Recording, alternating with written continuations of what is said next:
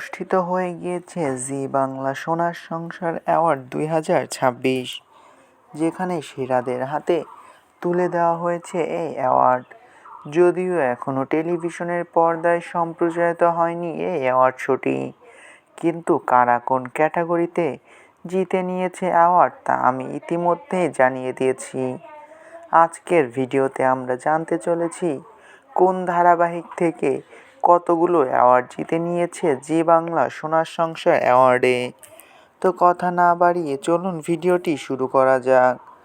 প্রথমেই কুসুমের থেকে জিতে নিয়েছে মোট 5টি অ্যাওয়ার্ড: সেরা মেয়ে, সেরা ছেলে, সেরা দেওর, সেরা খলনায়িকা ও সেরা শাশুড়ি। অন্যদিকে তুই আমার হিরো থেকে জিতে নিয়েছে 2টি অ্যাওয়ার্ড: সেরা বৌমা ও সেরা বর।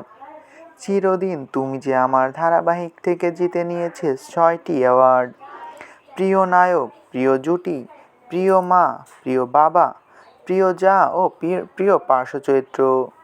জগদ্ধাত্রী ধারাবাহিক থেকেও জিতে নিয়েছে 2টি অ্যাওয়ার্ড: প্রিয় জুটি জুরি ও জি5 পপুলার ফেস।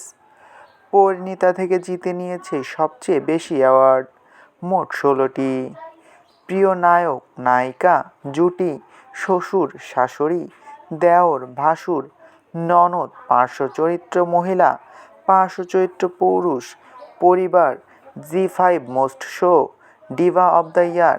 সেরা খলনায়িকা জিতেছেন 2জন এবং সেরা ধারাবাহিকও হয়েছে পরিণীতা। দাদামণি থেকে জিতে নিয়েছে 3টি অ্যাওয়ার্ড: প্রিয় বউ, প্রিয় জামাই ও প্রিয় খলনায়কের। অন্যদিকে জোয়ার ভাটা থেকে জিতে নিয়েছে 7টি অ্যাওয়ার্ড: প্রিয় নায়িকা, প্রিয় বৌমা, প্রিয় পার্শ্বচরিত্র অভিনেত্রী, সেরা ছেলে, সেরা বাবা, সেরা খলনায়ক ও সোনার সম্পর্ক। আনন্দী থেকে জিতে নিয়েছে 3টি অ্যাওয়ার্ড: সেরা বর, সেরা বউ ও সেরা জা।